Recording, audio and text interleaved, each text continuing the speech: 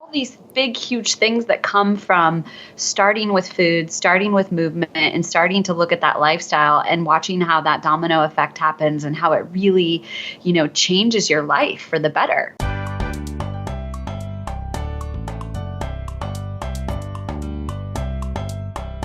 Welcome to the Wise Traditions Podcast, sponsored by the Weston A. Price Foundation for Wise Traditions in Food, Farming, and the Healing Arts.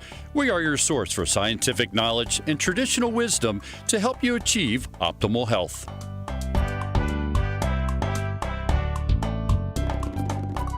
I'm your host, Hilda Labrada-Gore. This is episode 102, and my guests are Vanessa and Adam Lambert. They are the founders of Be the Wellness, a personal coaching company based in Southern California. Adam is recognized as a top-notch strength and conditioning coach, and he has been a competitor in the Firefighter Olympics and at the Crossfit Games. Vanessa is also an expert coach with a specialty in meditation. As you can tell, this show is going to be something of a departure from our usual fare. We are going to discuss adventure, sleep, movement, and community, because these are all vital to our health as much as the food on our plates.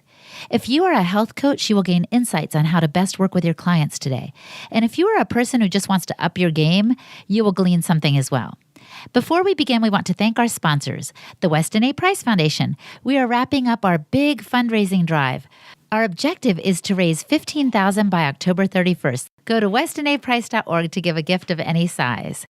And Defender Shield. Protect yourself and your family from EMF radiation from cell phones, laptops, tablets, iPads, and more. Visit defendershield.com. And Be the Wellness. Training for the adventure of life. Visit BeTheWellness.com. That's BEE, thewellness.com.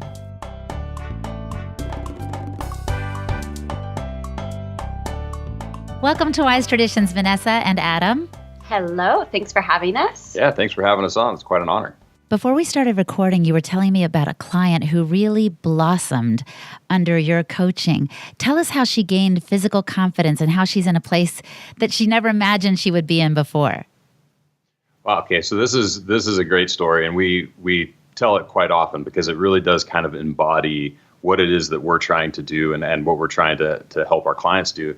And so imagine you've got a person who recognizes that she's not maybe where she needs to be from a health and physical performance perspective. She doesn't feel good every day. Her body hurts. She's achy. She's creaky. All those things, and starts kind of looking down all the various paths to health and wellness, right? And stumbles upon the primal blueprint, Mark Sisson, and this sort of ancestral way of eating, which really resonated with her.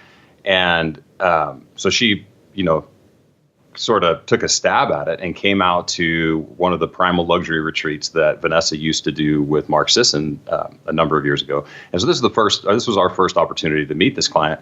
And she came and she was excited and giddy and was like, wow, this is crazy. I never do anything like this. I took a real big leap of faith to come out here to these people that I don't know and get involved in this thing that I'm not super familiar with. Yeah, and she, just to kind of interject here, she hadn't even ever been on a plane without her husband. This was like a really big leap of faith to she's from New Jersey, fly from New Jersey, come out to Los Angeles of all airports. Yeah, to Malibu and the beach and all the beautiful people on the beach and all the things that everybody, assumes is everyone in Malibu, which obviously is not the case. Right.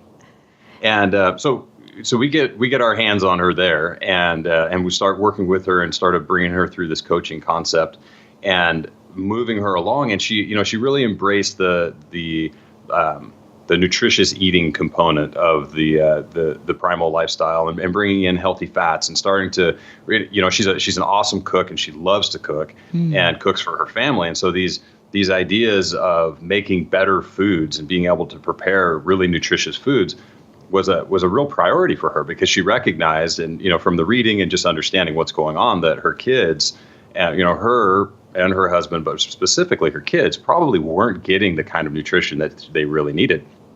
So she really jumped on it from that perspective of like, look, I need to do this for my kids. I'm going to make the best food possible and learn all of these things and bringing all of this stuff into the healthy fats and all the vegetables and everything back into that world, and really jumped on board with that, and which was amazing. And then started working with us through some of our coaching programs. And as she's focusing primarily on really nailing nutrient density and high quality foods, we start working with her on her physical fitness and slowly introducing movements that she just didn't know that she could do. And now she loves to deadlift. I mean, this is I'm going to compress a story. We didn't start her off deadlifting, but throughout the course of time, we slowly progressed her into these sort of more complex movements and things that she just would have never said that she could have done or necessarily even had interest in doing.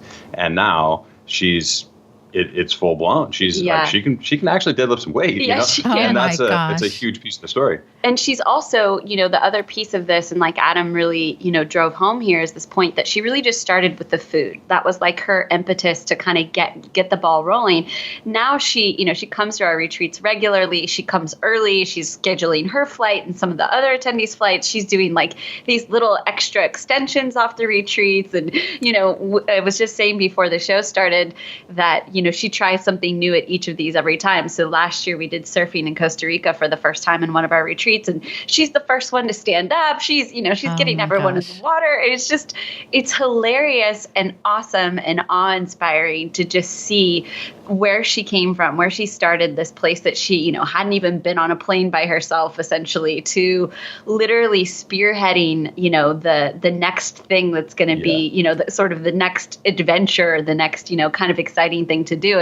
And she's really been inspiring for us, but also for our other clients, and she's become really good friends with our other clients. And, we could go into other stories, but another one of our clients who quit her job and is traveling the world and, just all these big, huge things that come from starting with food, starting with movement, and starting to look at that lifestyle and watching how that domino effect happens and how it really, changes your life for the better.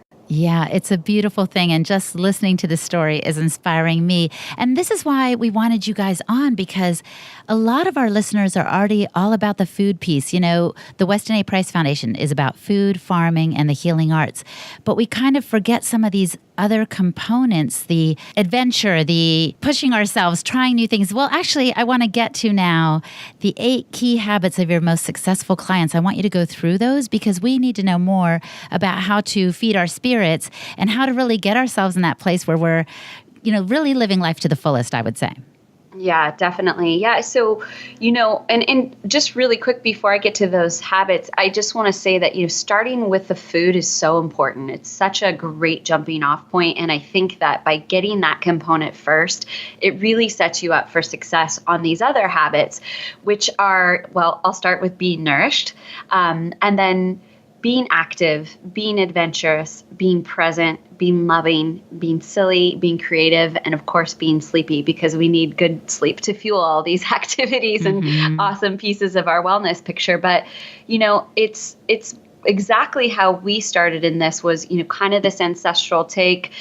We used to be clients of Rob Wolf. So that's sort of what, spearheaded our, our jump into this movement. And we really realized that as we went along in our story, that the food piece was such a centerpiece, but we started seeing that once you chipped away at these other things, you started moving your body, you started being more adventurous, you started opening your heart and being more present in the moment and being a little silly or creative. All of these things fed back to that initial point, which is that you then wanted to nourish yourself better. You wanted to take better care of yourself so that you could fuel these other pieces of the picture that just started to bring your wellness up, notch after notch until you're just really vibrating at this incredible new frequency. Oh, that's a beautiful picture you're painting. And you're exactly right. We need that kind of foundation of having our cells really well nourished, from top to bottom, so that we can take our body and our spirit to new places. So let's go through that. Okay, so let's say we're well nourished. We're all about this ancestral health. What would we do next? What is your next key habit that you want to emphasize? Well, it's really about activity, and I think a lot of people know that nourishment is, that first rung.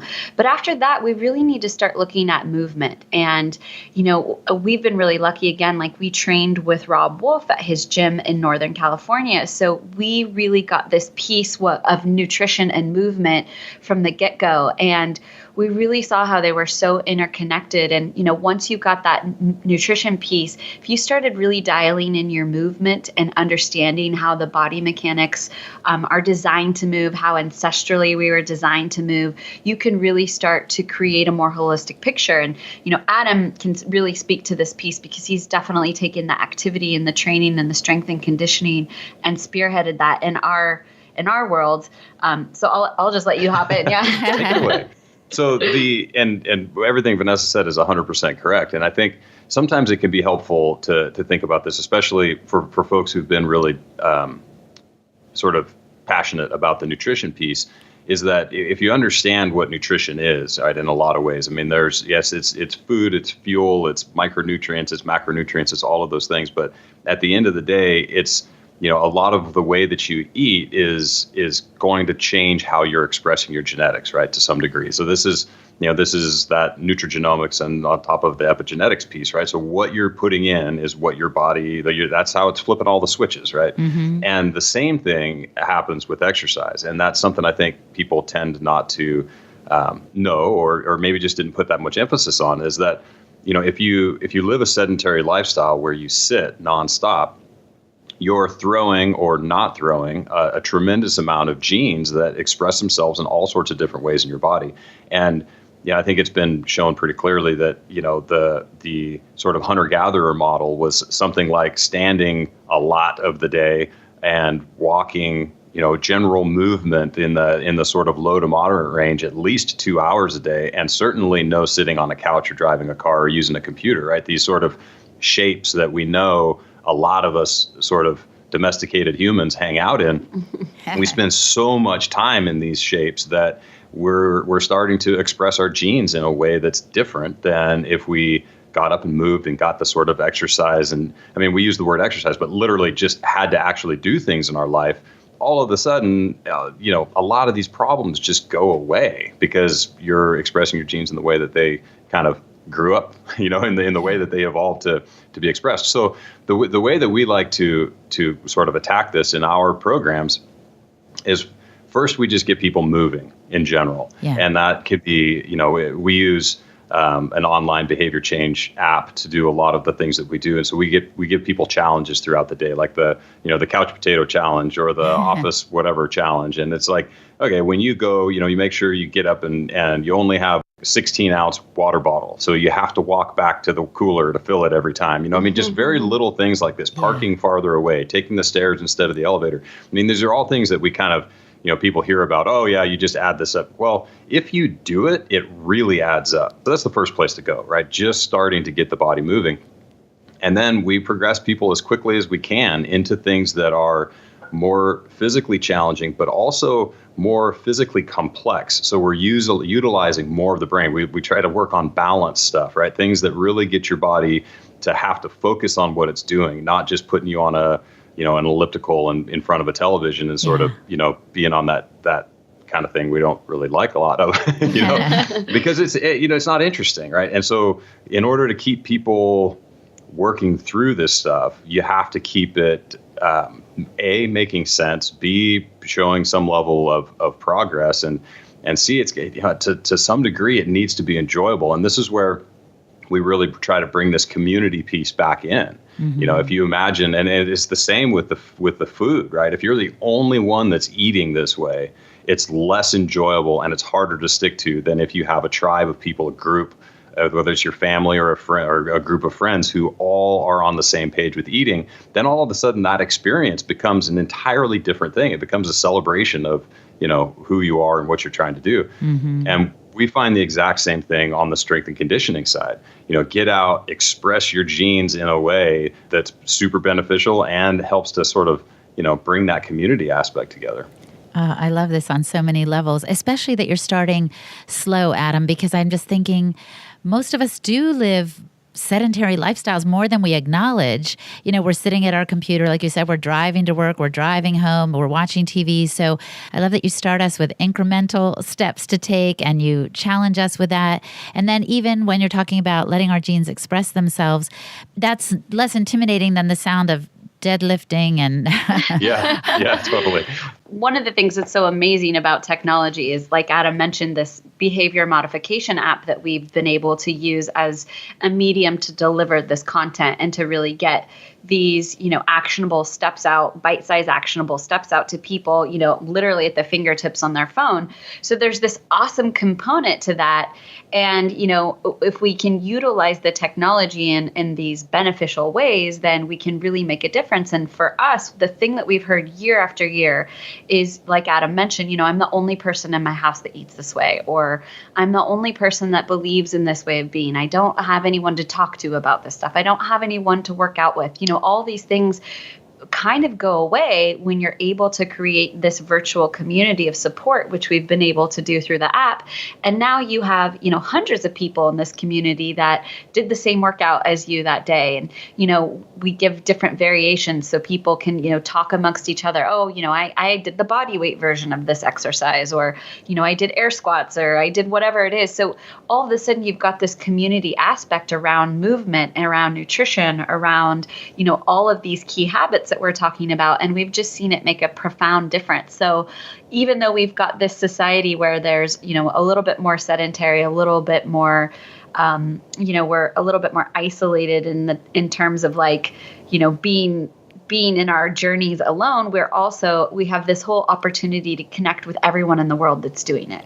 I like that you have this community component as a part of our wellness, because it really is critical. And so you have people connecting virtually, but then you have your retreats so they can get together. I think the foundation does the same thing. We're churning out stuff on our website and our social media platforms, but we have our Wise Traditions Conference. We're always looking to get people together face to face because there's nothing like it, right?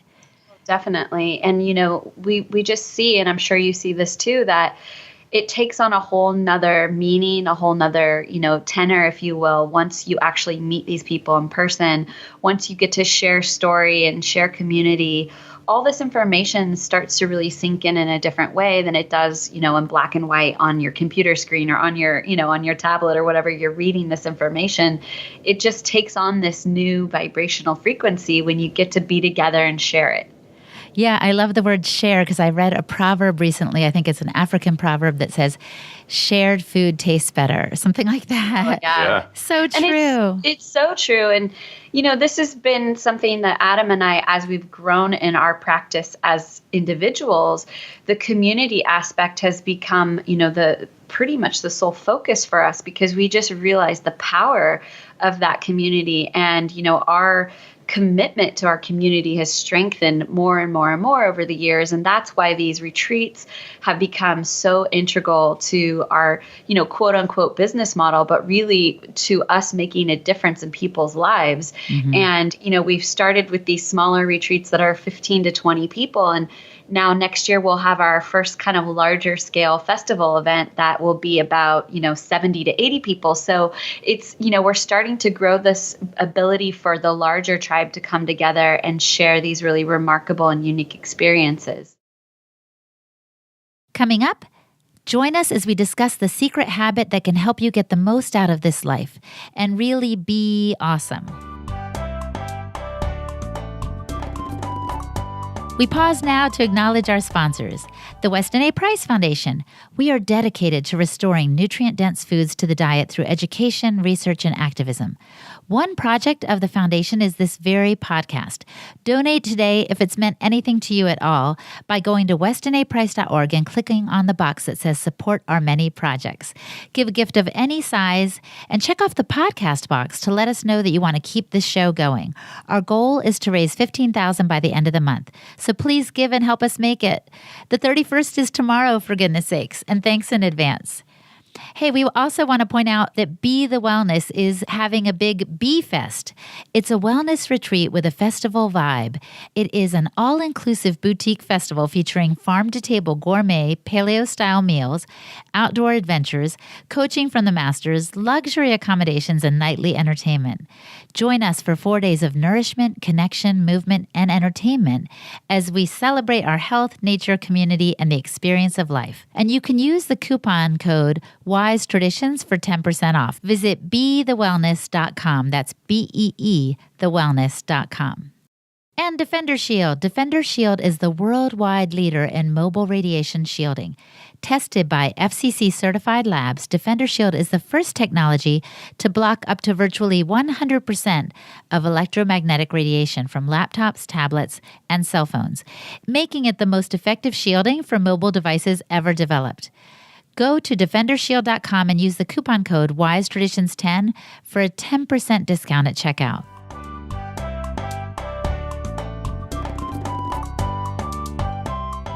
I want to ask you one more question about movement, and then I want to move on to the other key habits. What I'm afraid of is some people hear about movement, and what we mentioned so far isn't intimidating. But then when we talk about really challenging ourselves, I really am picturing working out so hard that I'm, exhausted, laying flat on the floor, or I'm going to become overly muscle bound. How do you deal with clients' fears about those sort of things? Well, so it's a great question, and the answer might be a little flat, because the reality is it really comes down to the individual. Because, like you said, you mentioned about 2% of the fears that people have about about going forward with some sort of a strength training program, and so a lot of it comes down to the language that we use. So instead of calling things strength and conditioning or weight training or this or that, we'll call it resistance training, or so we'll change just some of the language around it. Can make a big difference for some people. But the fundamentally at a coaching level, the absolute most important thing that we do is progress very, very slowly to minimize the risk of injury and even significant soreness. And that can be wildly slow, like for some folks. And from a coach's perspective, it's just very important that you build these things incredibly slowly, because there's going to be some people who just jump right in. They're like, oh, sweet, I've been waiting for something like this forever. Just show me what to do. But then the folks I think that you're just talking about here, it needs to really be brought along very, very slowly. And it comes to this point of, what can I do that almost feels effortless? Like I'm not actually even changing anything at all about what I'm doing physically. And so that can be, and it's going to be different for everyone, but that can be a very, very, very small change that, in 2 weeks, we add one little tweak to that. And then in another couple of weeks, we add another tweak. And, over the course of 3 or 4 months, next thing you know, you can point out to these folks and say, hey, look, guess what you're doing now? This is this piece of this workout. Oh, wow. When I read that on there, it looked totally intimidating. I would have never thought I could do this. You're like, well, you break it down into small enough pieces and you give people the skill and the confidence to do it, eventually you can just wither away at those things. So that's sort of the method. Where I think we shine with this is in the support for doing it. Mm-hmm. When you create it, and Vanessa was articulating this really well around the sense of community, there's, and CrossFit actually does this really well as well. Talk about the totally polar opposite of what we're talking about here, but the community that they create uplifts everyone. Yeah. The competition that's created there uplifts. It's not a competition that is, I can do this and you can't. It's, I can do this, so can you. And that is the kind of community that we really try to foster in our programs. And, as much as the kind of the program director and the head coach or whatever, I want to take credit for a lot of, the ways that we do this. The reality is the community's support is probably 75% of it. And the rest is just, not doing anything wildly stupid from a coach's perspective. Yeah. Because you're trying to get each individual to get to a new place for themselves. Correct. Got it. And so a piece of that, and this is another thing that gets missed, I think, a lot. And if speaking to coaches out there, if there was one thing that I could recommend that you do to have better success with your clients, is to do some sort of assessment where you really get a feel for where people are, and then probably more importantly, what they're actually comfortable with, so that you don't push too far, too fast, too hard, and intimidate, scare, any sort of dissuade people from moving forward. Well, and that takes us to what you're sounding like right now is be cautious. So how do you balance those two? So that's a great point. So be cautious from a coach's perspective. That's precisely what we do. We're very cautious with what goes on with our folks so that we can push them to be more adventurous and be confident that they're not going to get burned. And so it really is us pushing and encouraging and like, man, you're doing it. This is the most adventure. Like you are taking that next step and adventuring and beating a new path and seeking novelty and doing all those things. But we're super confident on the back end that what we're doing is safe and progressing at their pace, if that makes sense. I think it also lends a sense of trust, when our clients can feel that we're progressing them slowly, then when we get them in person or we ask them to step into something that might be a little out of their comfort zone, they know sort of the system. They know the steps that we took slowly to get there so that when it's time to make that bigger leap, they're like, actually, no, I've got this. I've been working, I have this support system. I have this training methodology. I have everything behind me that makes me feel more confident to actually take that bigger leap when it's time. Yeah. And the image that's coming to mind right now for me is a little 3-year-old. I've seen this at my summer pool where the 3-year-old is about to jump off the diving board and it's the high dive, but she knows that her dad is in the water waiting to catch her. So she knows, okay, I'm doing something adventurous, but I can trust that person who's been with me from the start. So it sounds kind of like that. Like we can be adventurous when we know that you've got our back, so to speak. Exactly. Yeah. And, I think that's just, again, that community aspect. And it always just keeps coming back to that community aspect. When you feel safe and supported and like, your people have your back, you start to see yourself as something that you don't even know it was able for you to be. And so it's just that possibility of you're able to step into that wasn't there before. I want to pivot now to one of the key habits that you've mentioned to me. It's not something that we often talk about in the circles I run in, and it's about being present. Can you talk to us about how you included this in your key habits and why it's so important? Yeah, absolutely. Well, when you get back to that ancestral point of view, there wasn't really a need to necessarily be present, right? We didn't have 60 other things that we needed to be doing in any given moment. So the ability to actually be focused on what the task that was at hand was much easier as we evolved. And now our minds are sort of the final frontier where they're moving at this light pace that we can't keep up with. And unfortunately, we're actually never really present in what it is that we're doing. And when you're not present in what it is that you're doing, it's like you aren't driving the car. It's like it's constantly on autopilot. And, that's a really great feature. And it's handy that you can do that at times. But unfortunately, you're never really part of the journey. You're never really anchored into what's happening now. And, life just goes too fast. Life is too stressful and too busy and all of those things that if you don't actually create this habit or create this system for being in the moment and enjoying yourself and really participating full-heartedly, life goes by so fast. And, you'll suddenly just feel like you missed it. And also you'll feel a little overwhelmed because you weren't ever actually part of anything that you were part of, so to speak. So that being present has become even more important. We introduced a meditation challenge as part of our coaching platform because we noticed a huge difference from just 10 minutes a day of people really taking that time to be mindful, focus on their breath, focus on the guided meditation. We use binaural beats, which seem to help a little bit kick you into that brainwave, that alpha or theta brainwave state that keeps you really present. And we just notice a huge difference in people, what I like to say, their happiness factor. So, it's just a really important component. Yeah, I think there have been scientific studies that demonstrate that people who meditate or pray are healthier and happier. Yeah. So, but we kind of almost didn't need those, right? It's one of those wise traditions that our group talks about. Take time to kind of connect with who you are and with a higher power. You are going to be at more peace. You're going to be less anxious, less stressed, and be able to really enjoy all that's in front of you.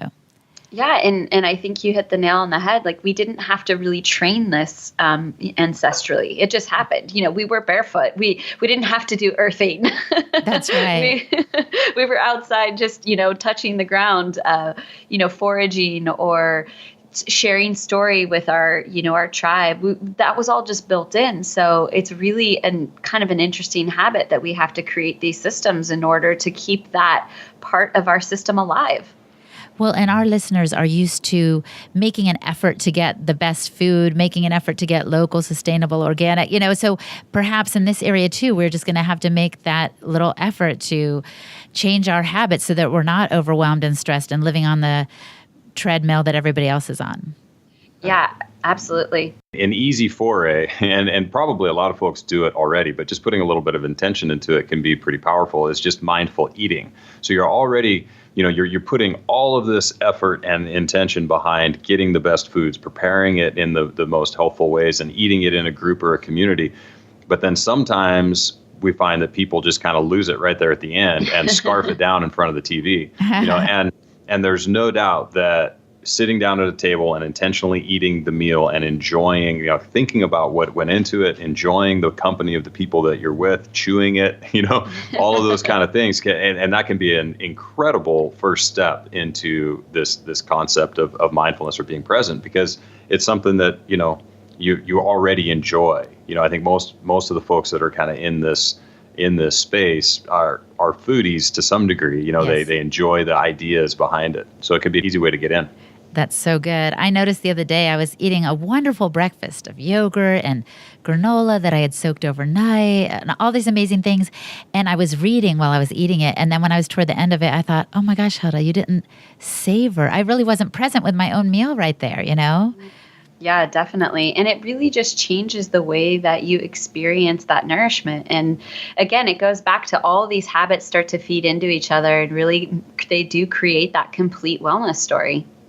Well, I like the word that Adam used a moment ago about intention, and we're going to have to get intentional because we're coming to the end of our episode. So I want you to think for a moment and see if you can answer this question I posed to my guests, that if the listener could only do one thing to improve their health, what would you recommend that they do? One thing collectively, or do we each get one? Yeah, we're going to have to each choose one because we need to at least have two. Okay, that's fair. That's fine.